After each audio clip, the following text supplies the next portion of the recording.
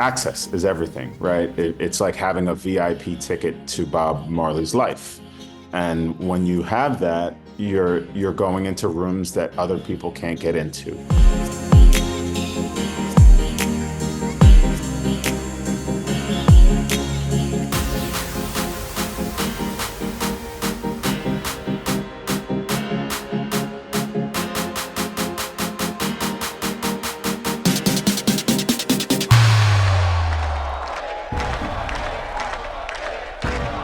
Wo willst du anfangen? Ganz am Anfang. Life is worth much more than gold.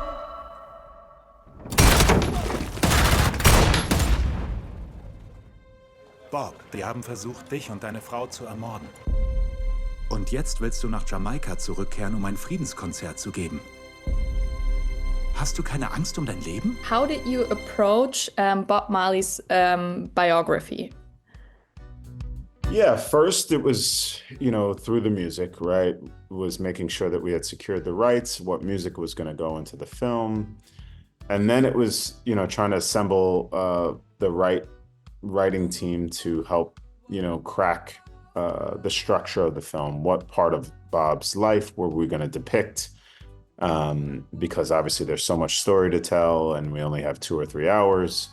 And so that took the better half of a year. I tried to read everything that I could, or books that were recommended about Bob. And there's been over 500 books. So obviously I couldn't read all of them, but I read some seminal titles and tried to find some commonalities, some common ground. But, as in anything, right, they're all stories and it's all someone else's memory. It's all someone else's hearsay.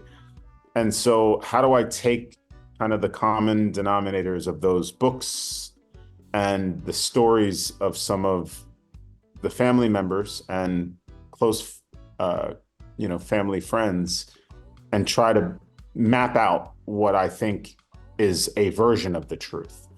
And that was sort of the approach was, look, anytime you're making a film, no matter what film it is, it's fake the moment you start making it. And so you have to take certain liberties in making a film. You're trying to get as close to a truth as possible. And I think because we had the involvement of the family who knew him, I felt like we could get a little closer. We can get closer because they knew him. They walk like him. They talk like him. They speak like him. There's a cadence. There's a rhythm. There's a spirituality that you can't get from any book. And that just took the film to another level. The nuance, the characterizations, we could get closer to Bob, I thought, that way. And then the music itself was truly like a roadmap. It was like having a GPS tracker, because he sang specifically about. Now, I had listened to his music hundreds of times before, but never really dissected the lyrics. And so I would dance to it. It felt good, but I didn't really know what it was about, Buffalo, like, what am I talking about? Like, I don't know. I just was singing words. I wasn't singing along in the way that I understood what I was singing. And I think part of the film was to try to make the movie feel like we were understanding what he was singing and why he was singing. And I was going back to him as a homeless child, or having an absentee father, having this dimension of spirituality and visions.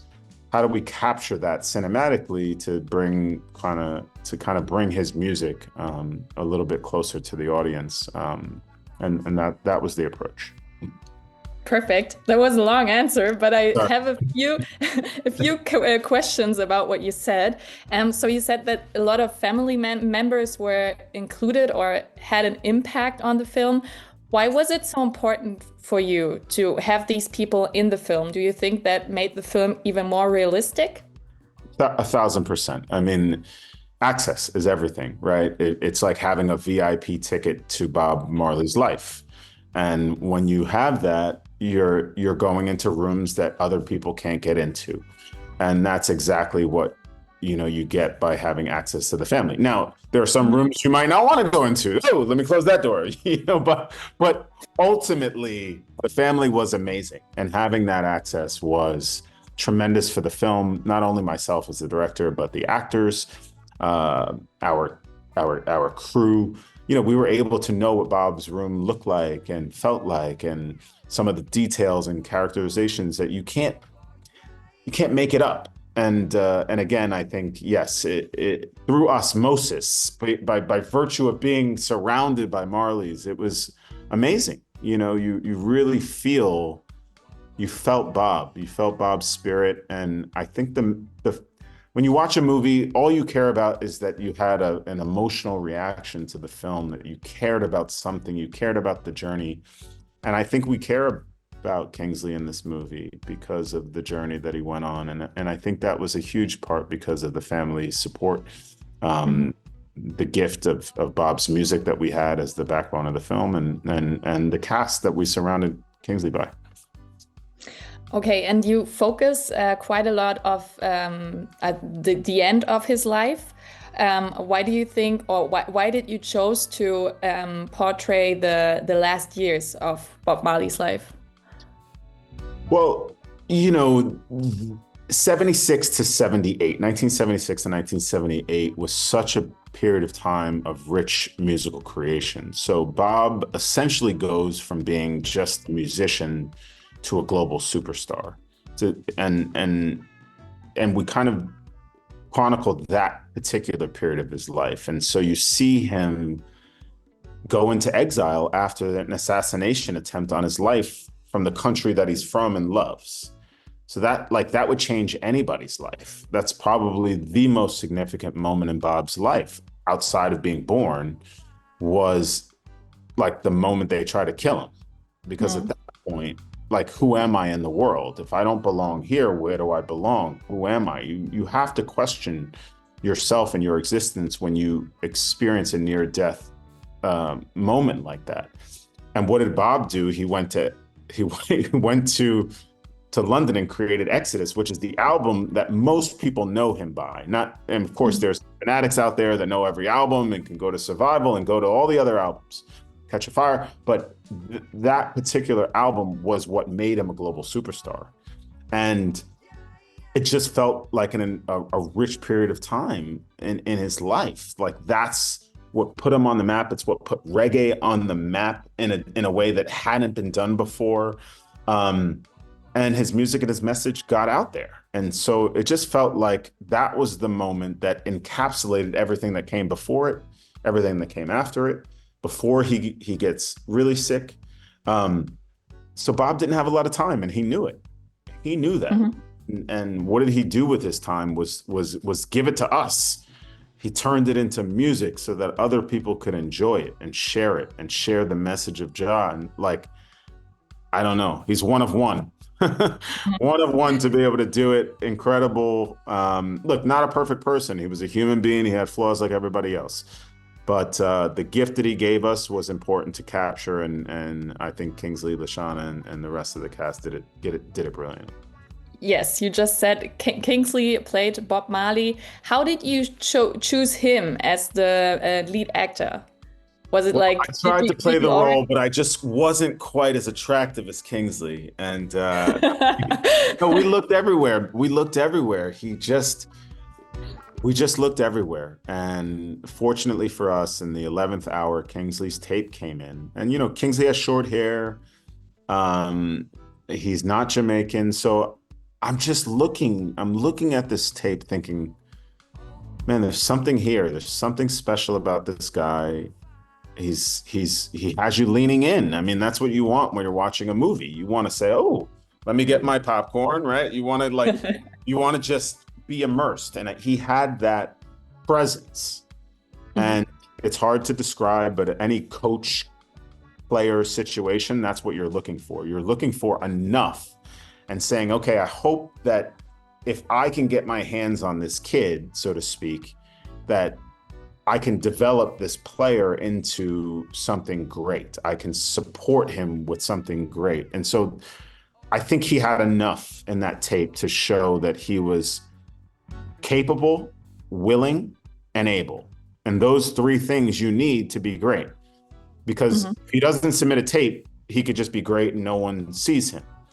So I knew that he was willing because he was willing to put that tape in there. And not a lot of people are willing to actually go that distance because I don't look like him. I don't sound like him. I don't. So yes, those things were true. He doesn't sing. He doesn't dance. He doesn't play guitar. And he doesn't speak patois.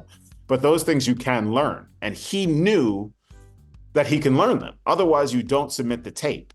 And so I think there's a psychological thing that happens the moment you decide that I can do this. And he had decided that, not me. I didn't decide that for him. He was ready. Now, that doesn't mean that there's not a development process. That process took months, but there was something there that said, this kid is special and I think we can go the distance. Okay, I just have one short question, the last one. Do you have one memorable moment from set that is still in your mind after the film? Ooh, one memorable well, yeah. It was actually our last day of shooting. We're shooting the Redemption Song scene where Kingsley is playing Redemption Song around the fire in front of the house at 56 Hope Road. And all those kids, it was like past their bedtime, so they're falling asleep. And it was pretty funny. Not funny because I'm trying to make the day, but funny that these kids were so tired, they're falling asleep. They're exhausted. They've been sitting all day waiting for this scene. It's their only scene and they can't stay awake for it. But it was kind of beautiful, and it was okay that they were tired. It was late. We can embrace a certain element of the natural nature of that of the film to do that. But I think that film is the end of our movie in a lot of ways. It was the end of our shoot. In a lot of ways, what the lyrics represent are so powerful. So it was just a great way to conclude a really tough film, and in a beautiful way. So I think that it was like it was a hard journey, but a beautiful one, and it was it was just a great way to end the movie, and our time on set. So that was special. Perfect. Thank you very much. And I think that's, my time for now. So I hope you have a still great day, because like in Germany, it's like 7 p.m. Where in Germany are you? In Berlin. Okay. Yeah, I love it there. It's great. Yeah. Thank you so much. Okay. All right.